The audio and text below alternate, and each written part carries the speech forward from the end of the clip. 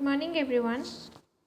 My name is Sandeep Sani, and we are going to start the lectures of Fundamental of Soil Science, having a course code of BSAG 102-19 onwards.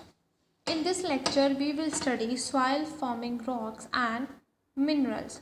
So, what is rocks? Rocks है क्या? As we know that in earlier classes we studied that rocks are the material that form the essential part of the earth's solid crust, that rocks are hard material, you know. So the definition of rock is rocks are the materials that form the essential part of the earth's solid crust. Rocks are hard mass of mineral metal comprising one or more rock forming materials. Rocks are formed from molten material is known as magma. The study of rocks is called petrology. Petra means rocks, logos means science. So petrology means rocks ki science. Petrology deals with the description of rocks. Petrogenesis is the study of origin of rocks. Next is formation of rocks. The first is cooling and consolidation of molten magma within or on the surface of what is known as igneous rocks. जब rocks को cool किया जाता है या molten magma को cooling किया जाता है एंड कंसोलिडेशन किया जाता है विच मीन्स फ्रीजिंग, तो उसे बोला जाता है igneous rocks. Second is transportation and cementation of primary rocks को कहा जाता है sedimentary rocks. And alteration of the existing primary and secondary rock को कहा जाता है metamorphic rocks. So next is igneous rocks. These are the first formed in the earth crust due to solidification of molten magma. Based on the mode of formation, they are further classified as extrusive and intrusive rocks. So, extrusive rocks वो rocks होती हैं जिन्हें consolidate किया जाता है on the surface of earth, and intrusive rocks वो rocks होती हैं जिन्हें कंसोलिडेट किया जाता है below the surface of earth. So what are vesicular rocks क्या होती हैं? Molten magma cools on the surface, जिनकी steam, the steam of water, जिनकी वाटर की स्टीम जो है वो रॉक्स के अंदर एंट्रैप्ड कर दी जाती है, उसे बोला जाता है vascular rocks. Next is sedimentary rocks. These rocks are formed from the consolidation of sediments accumulated through wind or water action at the surface of the earth. ये वो rocks होती हैं जिन्हें accumulate किया जाता है wind और water के through, actions के through surface earth के surface के ऊपर. And many are deposited in layer और formed through chemical reactions के साथ ये deposit होती हैं. And sediments rocks may contain like SiO2, that is silicon tetrahedron, Fe2O3 or lime also. Based on the, now we have their further classification, that is based on origin, based on grain size.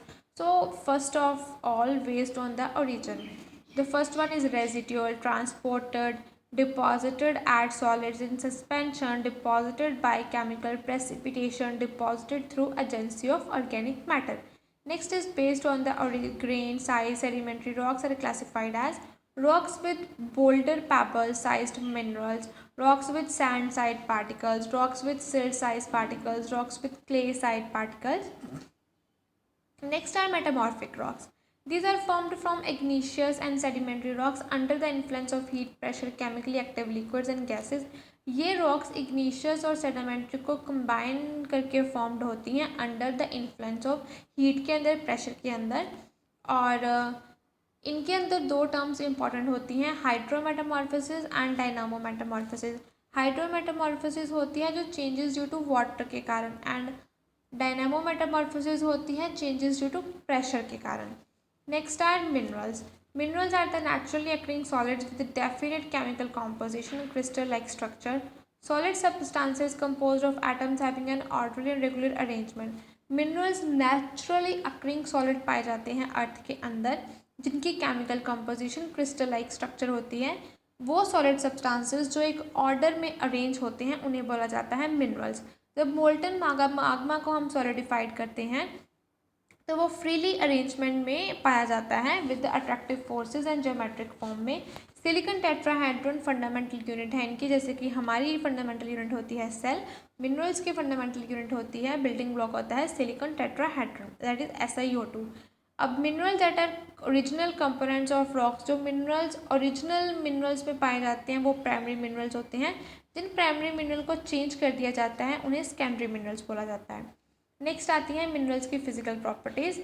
First is colour, streak, fracture, hardness, lustre, crystal form, taste, specific gravity, magnetism, effervescences, birefringence, fluorescence. अब physical properties क्या होती हैं? Physical properties are those properties which influences something's behaviour, जो किसी चीज़ का behaviour बताए उस चीज़ को फिजिकल प्रॉपर्टीज़ बोला जाता है। Next are the formation of secondary mineral, clay mineral and amorphous minerals. अब इन मिनरल्स की फॉर्मेशन कैसी होती है?